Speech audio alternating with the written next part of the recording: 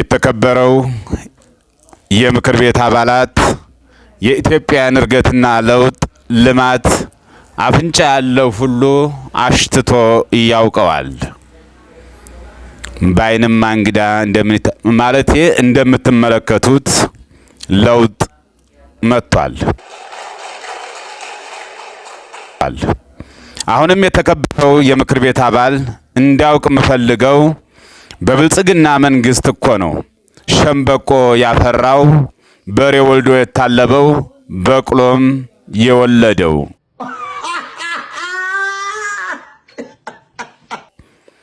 ይህንን ለውጥ ግን ህዝቡም የምክር ቤቱም አባላት አልተረዳንም። መልፋት ነው፣ መድከም ነው። አተኙ፣ አትድከሙ። የምክር ቤት አባላት ከጎናችን ሆናችሁ ልባችሁን ጫካ አካላታችሁን እዚህ አታድርጉ። እንደ ብልጽግና መንግስት ለውጥ ያመጣ የለም። ዝናብ አዘነብን። በኢትዮጵያ ሰላም የመጣው በብልጽግናና ከለውጡ በኋላ መሆኑንም የተከበረው ምክር ቤት እንዳውቅልን እንፈልጋለን።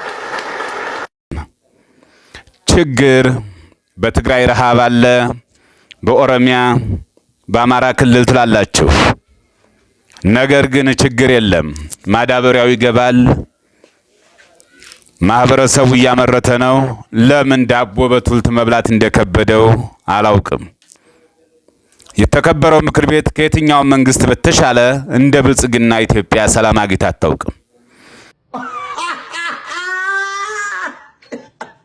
አሁን በሀገሪቱ ያለው ሰላም በመቼውም ጊዜና ሰዓት መጥቶ አያውቅም። በባለፈው ጎንደር ገብተን ማህበረሰቡን አዋይተን እንደመጣን ሁሉ ታውቃላችሁ። በመኪና ግን ከጎንደር ጎርጎራ ሄዶ መጓዝ እንደማይቻል ያየንበትም ዘመን ዛሬ ነውና ትልቅ ሰላም በአማራ ክልል አለ። የተከበረው ምክር ቤት አባላት ይሄን እንዳውቅልን እንፈልጋለን።